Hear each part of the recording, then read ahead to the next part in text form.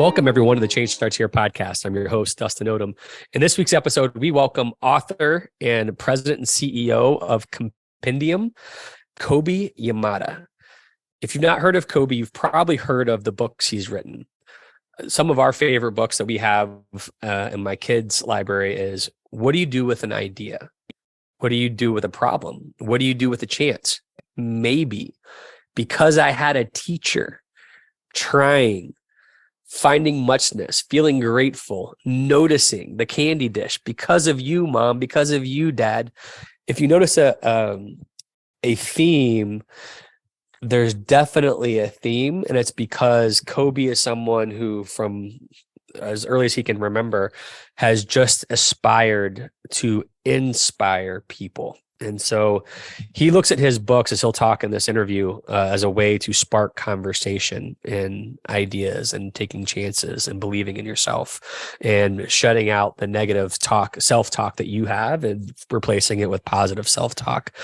This interview is awesome. I mean, his company, if you've never heard of Compendium, I haven't heard of the company necessarily before I started looking into what they did, but what they do is an organization that inspires others. And they build really cool products, from greeting cards to other things. I'm not going to get into it. You guys can see it when you go look at it, to help inspire others. They think of ways to use the power of words, the power of gifts, and the power of moments to help uplift people around them. So the company is really cool. The books this man have written are life-changing. I was telling Kobi in the interview that I really appreciate his books because as I'm reading them with my sons individually, I get a chance to have a deeper conversation about their hopes and dreams, or their insecurities, their challenges, in a way that I don't know if I was just sitting next to them on the couch, they'd be willing to. But since we're looking at a book together and kind of going through an experience together,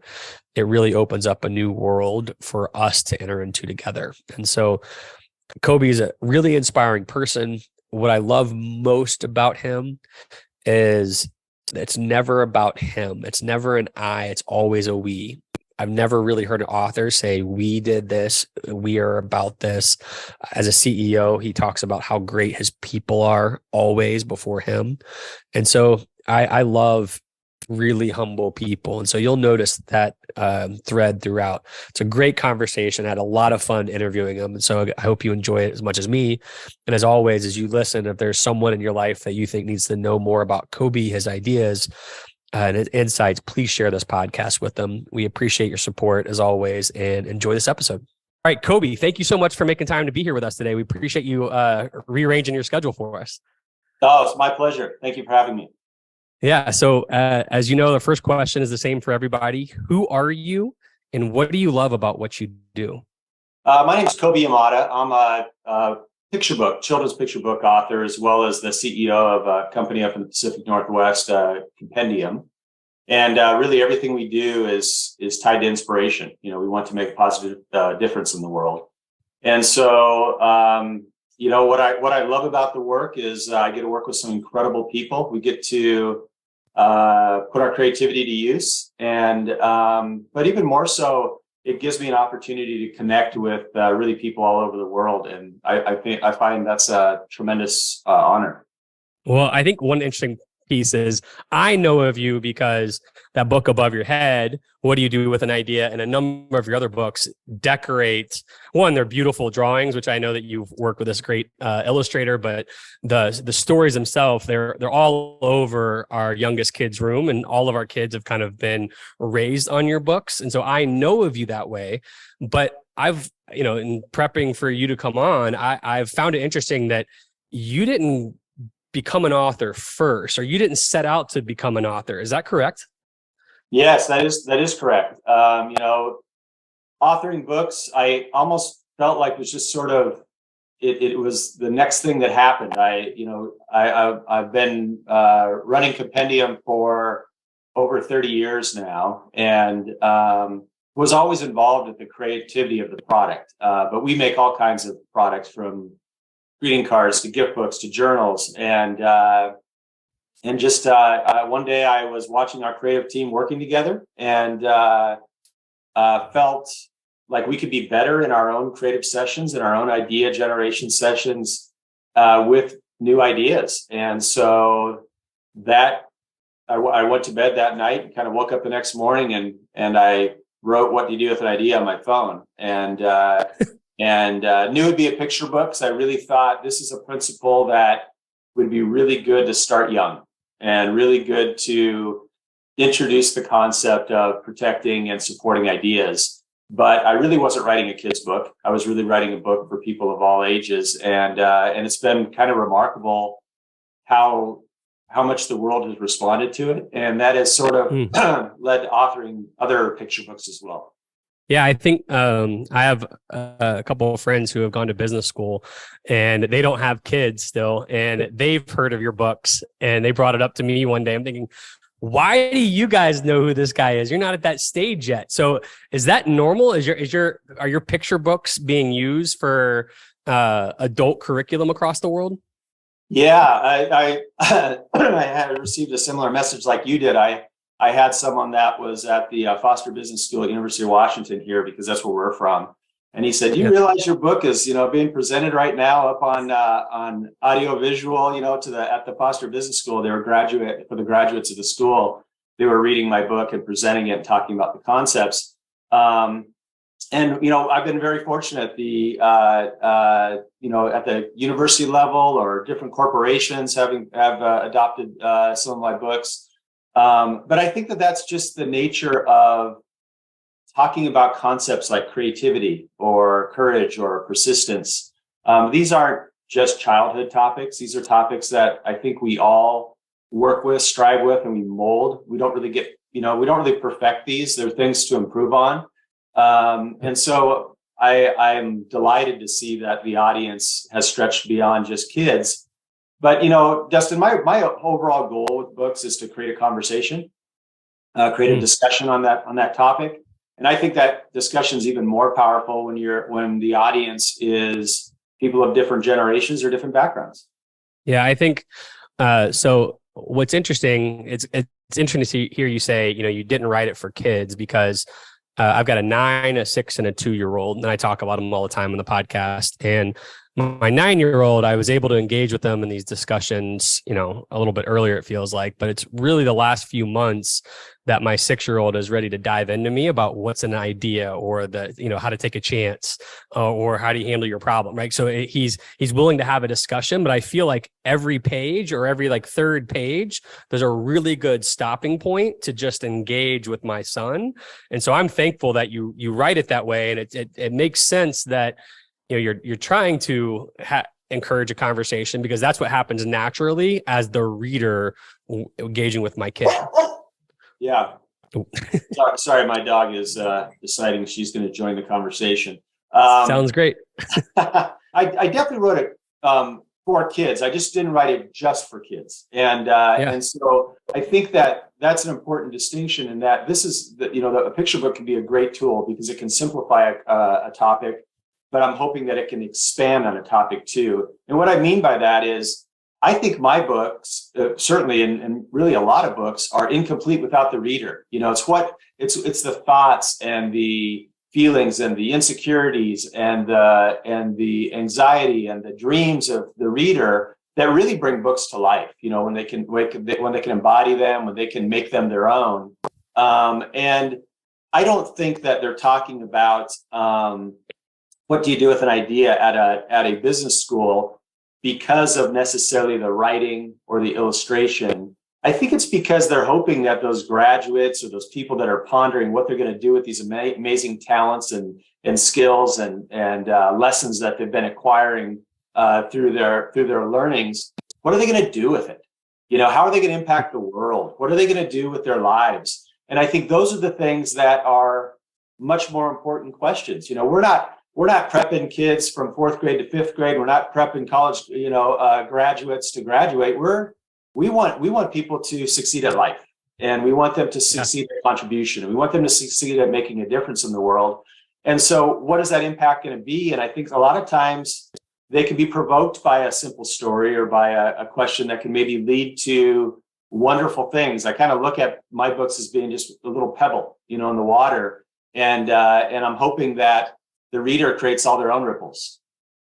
Well, I don't know if it was a podcast episode I was listening to you on or one of your kind of online interviews, but you said somewhere that the world's opinion is not a very good value of an idea. And, I think that seems very simple, but that's so powerful. What does that mean to you? So when you say that, how does that land with you? And when did you learn that? Well, it lands with me that, the wilder, the bigger, the crazier ideas that happen when they're introduced to the world, we have tons of history on that. They look wild, they look outlandish, they look crazy. And if you fast forward 50 years, sometimes those are the greatest, biggest inventions that we have. I lived through the time when we didn't have internet, and then we did. And I remember someone showing me the first versions of the internet and thinking, I don't have any use for this. This isn't necessarily anything that I could see as being groundbreaking or thing that would change my life or the way that I might work or interact with people in the world. And yet here we are today, right? Here we are today. You and I are interfacing from different parts of the world across this wonderful invention. And none of us think that the internet is a stupid idea, a crazy idea, something that would never work. But what changed? The world's opinion changed, and it changed massively. And it was adopted in a way that is useful, effective, and it comes with its goods and its bads. But that's probably every idea, right? It's going to come in, it's going to impact and how we react to it. So my thought with that, on saying that statement, was we can so often get down on ourselves, and we can get so often lose hope and lose faith and lose confidence in our ideas but we aren't just losing confidence in our ideas. I think this is a really important point of distinction. Ideas, when you're generating those, I don't know if you feel this way, Dustin, but I certainly have. They feel very personal. When somebody shoots down your idea, it feels like they're shooting down you, right? It feels like you're not good. It feels like you're not worth it. It feels like you're off the mark, not just your idea. And I think that's a really difficult thing to go through psychologically and emotionally. And I want to introduce that concept to kids. I want them, and people really of all ages, I want them to see that that's not necessarily valid. It might feel super valid. It might feel overwhelming at the time, but keep some hope. Press on with some of these things, because you might not be that off. It's just that you might be so darn unique. You might be so darn innovative that the world isn't ready yet, or the audience that you just shared it with isn't ready yet. Yeah, I think one of the, as a young parent, but also a long-term educator, my wife's in the same work, we notice kids giving up way too early, right? Their goal is perfection, not the process. It feels to me, your books, this is the way I've articulated your books. And people ask me, who do I think you are, which is before I ever got a chance to even ask you on the podcast. But you're someone that helps people, yes, inspires, and we'll dive into your purpose of inspiration in a minute. But I think you help people identify with the purpose is where, or the process is where life happens. It's the process of coming up with an idea, sticking with an idea, process of trying, process of grappling with the problem that becomes an opportunity, right? Problem that, like, taking a chance. Obviously, I'm way too deep in your stuff, so I apologize for the folks who haven't read it yet. Do you identify with where my head's at there? I feel like you're trying to help people just live as opposed to try to be perfect. Yeah, I think that it kind of gets back to it's not about the destination, it's about the journey. And and that's a concept that I was introduced to as a teen kid myself. And that's a tough one, right? Like, we always want to finish that race, and we always want the prize at the end, kind of an aspect. But the whole idea that practice doesn't really make perfect, practice makes progress. And what we really want to look at is, are we progressing? What are we really making of our lives? We're making progress, right? Like, that's the thing that that little bit of that Japanese concept of Kaizen, that little slight percentage of improvement each day. And I think that it's in my mind, I think it goes one step further than that. It isn't just about improvement. It isn't just about getting better. It's also about, we only have so much time on the planet, and we want to also relish and appreciate and be in the moments that we get. So I think a giant layer of this, amongst all of the things you want to achieve and amongst all the things you want to push for or change or improve, is gratitude. We really want to sit in that space a lot. We talk with our kids about that a lot, that it's so easy to be dissatisfied with something when you have the measurements wrong. But if you can just tweak those measurements a little bit, there's so much to be thankful for, grateful for. And they can seem like things that are not worth appreciating. And yet, being able to, say, move your body and being able to go take a walk out in nature. Well, there's thousands of people that don't have that ability, and they don't have that particular trait to be grateful for. And yet we're not necessarily always mindful of those things. So I think that when we stack the deck, we can't just do it out of lack. We can't just do it out of, not good enough yet. It's great to improve, but it's also great to be able to sit back and appreciate the standpoint that a lot of things in life are going pretty well. And there are things to appreciate out there. And I think from that place of appreciation, from that grounded place of humility, we can do really great things or strive for great things. I heard you say, I know I heard this one, that you said inspiration is your true love. Is that right? I mean, you talked about gratitude, which I appreciate, but how long has that been? Because I think most people listening to this podcast, most educators I've worked with, I think they would really identify with inspiration being a passion of theirs, but you said it's your true love. What does that mean to you? And what does that look like in action on a day in and day out basis? Well, it means to me, and what it looked like is, my parents didn't have much money growing up. It was a wonderful, loving home, but we didn't have a lot of financial means. So I had a lot of things to aspire to. I had a lot of things that I would design a life for myself, maybe looking a little bit differently than the one that I was in. And I was probably 9, 10 years old. And I was the kind of kid that had multiple paper routes and doing lawn businesses and anything entrepreneurial and, that kind of a thing. But when I started to discover inspiration in a published form, books, tapes, different things like that, it was such a wonderful resource to me, because what I didn't realize at the time was that it was just helping me think differently. It was helping me sort of put validity behind dreams or goals, and maybe even some life skills about developing those. So that was always something since that point that I loved working on. I loved the idea that we could help to architect our lives instead of just sort of walking through it and not really determining direction. And then I ran into a product that Dan Zader, our founder of Compendium, back in early 90s. I ran into a product of his. It's one of the cards we still make that pop open and have little messages inside. I was, by the way, I was given that product way back when I was in my early tweens. My dad worked at Boeing, and he had made a card set of that for increasing human effectiveness for the Edge Learning Institute. And so I thought that was just a magical product. I had that little box. My dad passed it on to me. And so when I re-engaged with that product in college, I had to contact the company. I ended up talking with Dan, and I ended up turning down a job in Japan that I had studied for and was ready to go, and was paying many multiples over what I ended up signing for with Compendium. And it was a real entrepreneurial journey, coming out of that. The company wasn't as financially sound at all as I thought, but there was inspiration. Inspiration lived inside that company, and that was enough for me. And so I kind of really believe that in the amount of time we have here on the planet, let's do something that we are really passionate about and care about. And I was passionate about it and cared about it. And we I've gone on to create a wonderful company.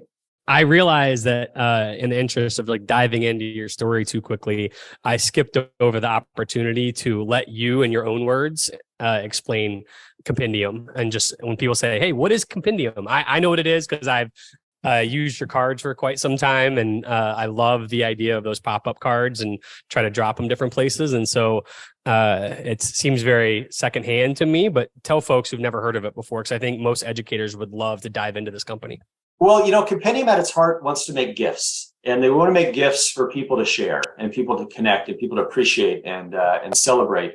But that could be a gift to yourself too. But we make journals and gift books and greeting cards, little pop-open cards and children's books, and just a number of different published pieces. But we love the power of words. We love inspiration, and that's kind of the inspiration is sort of in the DNA of the company. It's something that ties and threads each product together. So we're a company up here in the Seattle area that's been around for 30 plus years. And we are found mostly through our products, more than that are even our company name or my name. And we sell through tens of thousands of stores throughout the United States and certainly Canada, Australia, all these different places. Our books and things are translated into 40 plus languages, I think now, and around the world. But we really believe that, I like to say I'm surrounded by a bunch of talented idealists at Compendium. They could work anywhere. They're so good, but they want to make a positive difference in the world, and so do I. And that's kind of the thing that we lock arms with and want to make that work count. I've heard you say you think you have the best job in the world and you work with the best team in the world. Why is that? Because the entire time, I think people are leaning in, and we're in the surprise and delight business. I mean, how fun is that, right? Like, we're creating moments, and it's like, say for instance, a book of mine. I'm not sure that the magic is in my words or the pictures or the pages or the way it's printed on the ink. It's like in the moment you're connecting with your son or your daughter, right? Like that Yep. is, and if we facilitate and amplify a little bit of that, that's where the magic lives. So I think that, though we're not necessarily always there to see it, it's something that drives us, that we get to be in a business that's generating meaningful moments. And we don't control those moments. We don't even create them. We're just part of trying to amplify that relationship. One thing that I believe you exude more than anything else is this humility. And I've heard educators, superintendents of districts stand in front, let's say they have several 100,000 kids, they have thousands of people who work for them, and they stand and talk about the success in their district as I. You're an author of a book. You could easily say, I did this. And I don't think I've ever heard you say I always hear you say we, and our illustrator is so great, and the team that puts us together is so great. Where did that come from, and how did you have that sense about this work as opposed to being about Kobi? Well, Dustin, it's accurate. It's really not about Kobi. If we were to take a book, any product, honestly, but let's take the book that you were talking about. What do you do with an idea? If people knew how many people touched that book, it shouldn't be my name on the book only. You think about the editors, you think about people that help shape that, and I mean, let's say we get the book all the way printed, and not to mention the wonderful people on press and all the things that happen with production. But every day our team is facilitating those orders. The stores that are selling them, they're storytellers. They're talking, they're sharing a new product with them. You're part of this book's journey now, right? I mean, to be perfectly honest, it is a we, right? Life's a shared experience. Yes. And I don't think there is ever a self-made person. I think that there is a lot of wonderful people that have done amazing things, but if they're honest, they've had teachers, they've had mentors, they've had parents, they've had coworkers, they've had students, and all those kinds of people that have interacted with and touched their lives, even people that have been difficult for them to deal with, have contributed to their success. Yeah, I feel like right or wrong, it's one of the factors that I use to think about if I'm going to partner someone, because my work outside of podcast host is, kind of business leader within Franklin Covey Education. And so when I hear too much I language, I automatically assume that we might not be a fit, because it's never about any of us individually. And I've not heard an author once say we in the way as sincerely and as clearly and as powerfully as you. And I just think that's an inspiration to all leaders, not just authors or just any in particular genre. Well, I can honestly tell you that I am not the reason for the success of the company. I can just picture too many people. I can close my eyes and picture, so many people, and they're so brilliantly talented, and they're so dedicated, and they're so good at their job. And to be perfectly honest, I think a lot of times having me on the podcast instead of these other teams of people is a little bit erroneous, because they really are fabulous contributors to the success of what we're trying to do as a company and the impact we're having on the world. I think for my place at Franklin Covey, or I think about my wife's place at her school district, you say you've got the best team that could be working anywhere else in the world. What do you think are the key factors for myself or my wife or anybody listening to build the right school organization, district organization, or company to attract the people to be? So I can say that, I feel like I can say that, but like my wife can say that a year from now, or anybody listening can say that a year from now. So, celebrate what you want to see more of, right? And so I think the number one thing for our company, why I think our team is where it's at, is culture. We know that we are a company that is for our people. Our people aren't for our company. And so all the decisions that we make going into that, we're trying to figure out, how do we do this for the human being that is, said another way, Dustin, I have, and our leadership has never forgotten that every single person, every single employee at our company is a volunteer. And so, yes, they get paid. Yes, there's healthcare and profit share and different things like that go with it, but they really can work anywhere. And we're really grateful that they chose to work at Compendium. And so when I think companies get it wrong is when they think their people are their property and their people are an asset. No, their people are their greatest resource. And so we look at those individuals that have chosen to work at our company and continue to choose to work at our company as a tremendous, wonderful gift that they're giving to us. And we want to, in that relationship, be really good partners, with that. And so that drives most of the decisions on how we figure that out. Now, that doesn't mean that we can afford everything. That doesn't mean that we can, you read about some of the amenities in some of the tech companies and stuff, and it's like, wow, that is amazing. They've got dry cleaning and food, interesting sleep pods with food delivery, and things like that.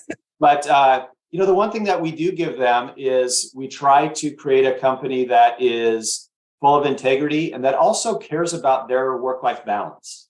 And so instead of creating a better environment for them to, say, have a sleep pod, we want them to go home and spend time with their families. We want them to, only spend so much time at the office, because honestly, the way we think about it is, if we are successful only by, sort of like burning the candle at both ends with our employees, then we don't really have a sustainable company, and so sustained success is part of that culture. And sustainment means that someone is healthy and well, mentally, physically, emotionally. These are ways that people can contribute their best talents and their best capabilities to the company and the work we're doing.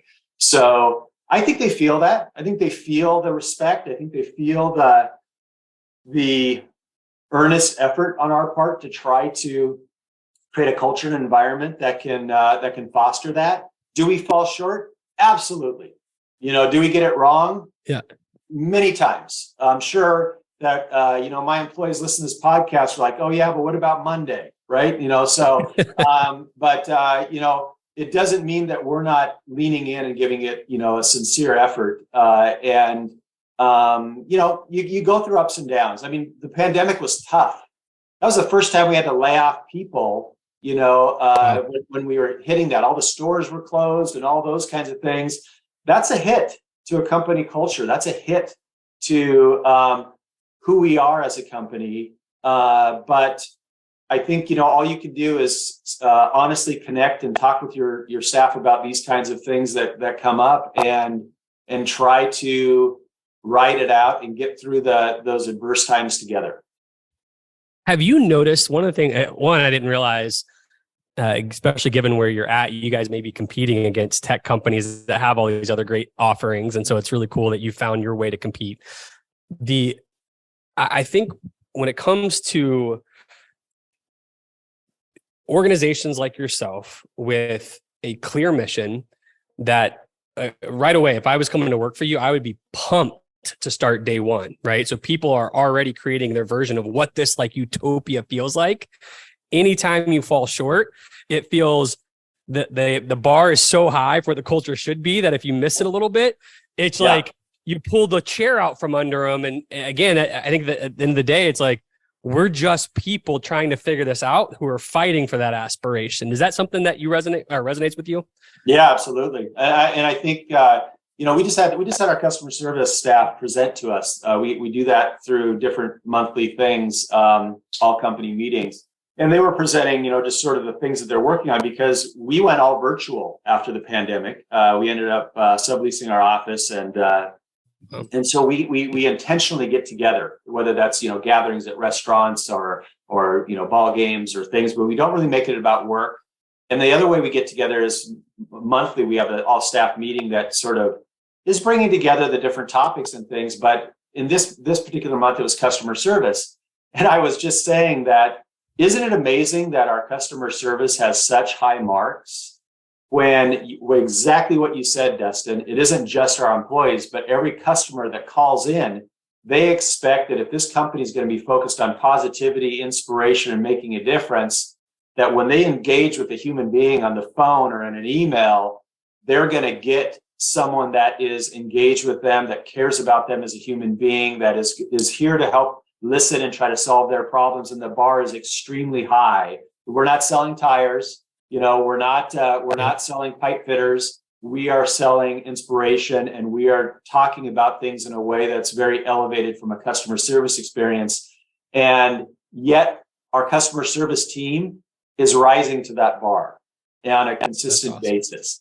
And that's really a testament. You were talking about the I-we standpoint. Well, how disingenuous is it if you're I over here and you're not over here with it? And how's Kobi supposed to be in, 600 different places? Well, now I think it sort of starts to open up, and you can, hopefully your audience can see it is we, always we. Those touch points, right?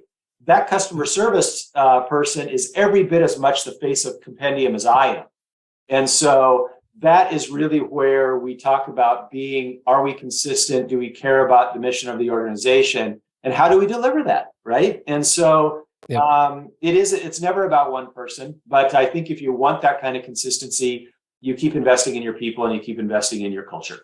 That's awesome. Last work question, and then I want to close out. I've heard you, it's this paradigm, I think you shared it on a podcast I listened to a few weeks ago that helped me think about my role. I don't know if you got it from your daughter or somebody in your family, where you talked about how you don't look at it as going to work, you go to a playground. And I'm sure I'm getting that wrong, but is that essentially what I'm saying? What you've said about? Yeah. That was from my daughter when she was, probably like 7 years old or so. And she's 18 now, and we're looking at colleges and, things like that. But I was talking about going to the office, and, and I've shared with my daughter what work could look like. And I've shared with my daughter about how I hope, and my son too, that I hope that they do things that they love and that they care about. And she's the one that said to me, you don't go to the office, you go to the playground. And what a cool phrase, I'd never thought about that actually in that way before, except for I'm a huge believer in blurring the line between work and play. I think when you are in that space of play, it feels different, right? You're engaged in a different way emotionally with what you're doing. And that intrinsic motivation and that passion and that desire and that sense of, honestly, one of the big components nobody talks about enough in my mind is fun. The more fun you can have at work, the more fun you can have with other people, the more joy that you can bring to that, it's going to be better work. The time's going to pass much quicker. And I don't think that we talk about that enough, that fun and joy is a gigantic component of doing something successfully. Well, I remember, I taught high school kids, so it was a little bit easier. But when I taught trigonometry, I was thinking, man, most people are not going to be excited about coming to class. I've got to make it to where I'm having fun and just pray that my fun is their fun. And so that worked over time. And I think that's something that, whether it's as life happens to you, so having kids, lots of travel, you start thinking about the job separately versus like the privilege of I get to go have fun doing this every day. And so I just appreciate you, or your daughter in this case, putting that out in the universe for us. Well, and I also think, Dustin, you are modeling for your students, right? It doesn't matter if it's trigonometry. It doesn't even matter if it's their jam. That's that subject. But you're teaching them how to share passionately. You're teaching them how to learn with something more than dread.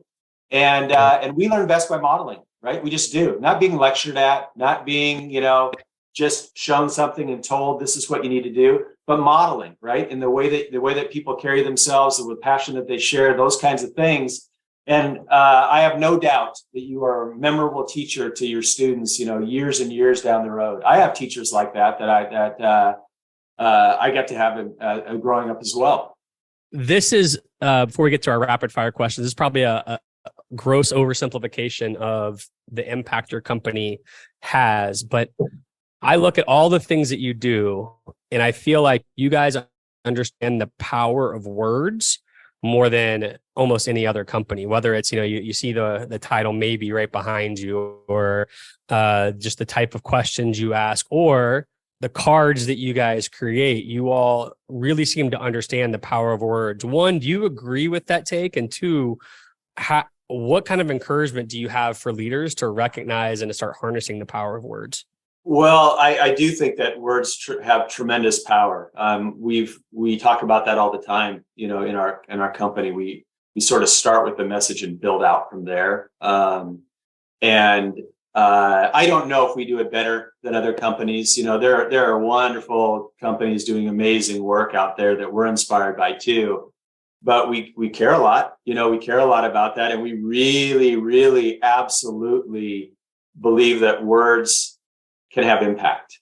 And so I think, Dustin, it goes beyond our product too. Our self-talk, the way we think, the way we talk to ourselves, our criticisms, our inner critic, all that stuff, those are powerful too. And I think kids have to, and really people of all ages have to know that dialogue's going on, right? Like we have an inner dialogue going on all the time. What we're trying to do is that we're trying to interrupt patterns. We're trying to amplify things. We're trying to feed that beast that sort of spins in our heads, because sometimes that can be something that can be a really debilitating thing for people. Yep. And sometimes it can be an empowering thing. And we have to kind of get our hands around the fact that we have some influence over that by what we feed it, the kinds of things we read, the kinds of things we see, the kind of people we interact with, and the way that we also absorb it and interpret it, and the kind of ways, it's, you got to be careful how you're talking to yourself. You're listening.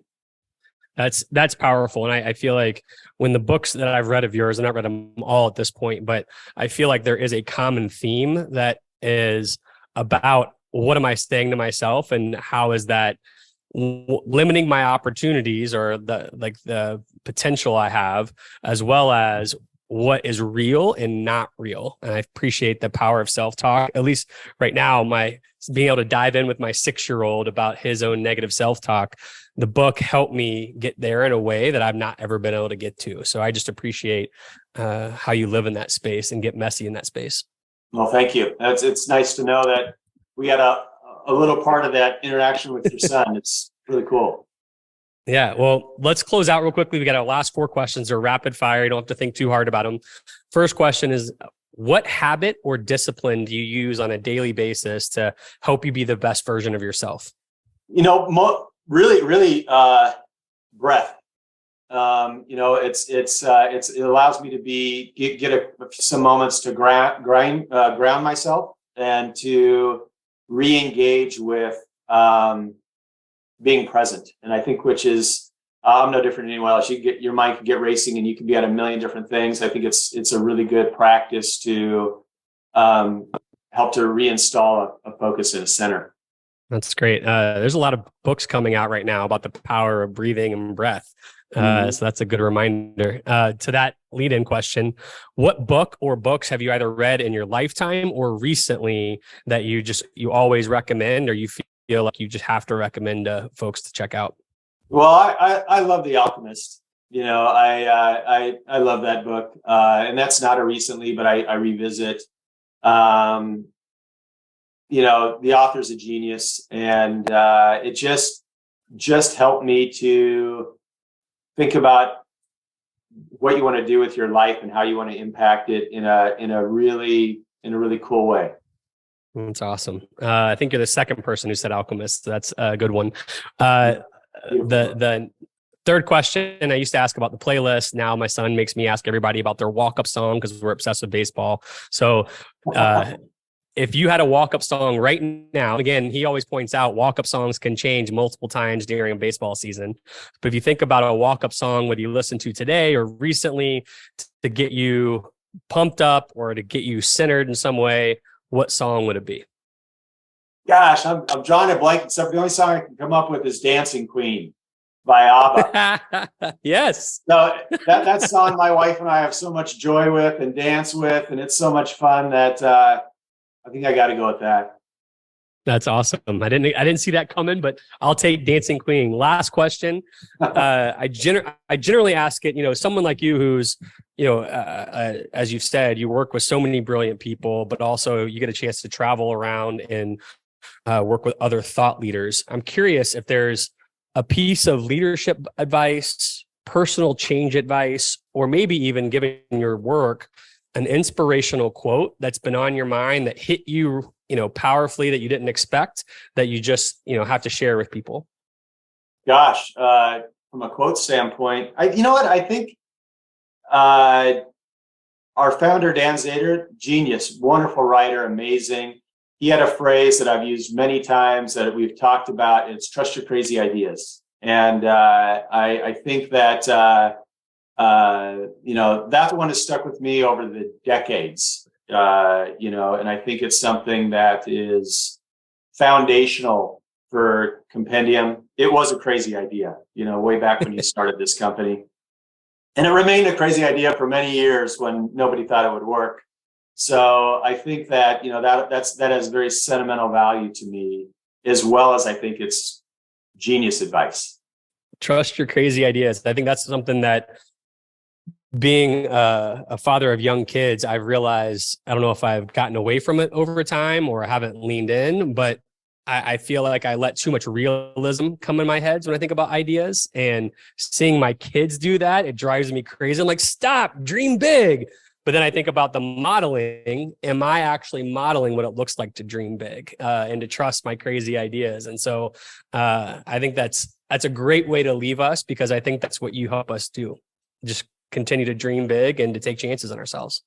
Well, Dustin, thank you for having me on. It's really nice to connect with you, and it's been a really pleasure just having this conversation. This is a huge blessing, Kobi. I appreciate you making time for us, and hopefully we get a chance to have you back on again in the future. That would be fun. Okay, thank you, Justin. All right, thanks, Kobi. See you, man. Please support us by subscribing to our YouTube channel, podcast on Apple or Spotify, and help us celebrate the beautiful, messy work of shaping human potential.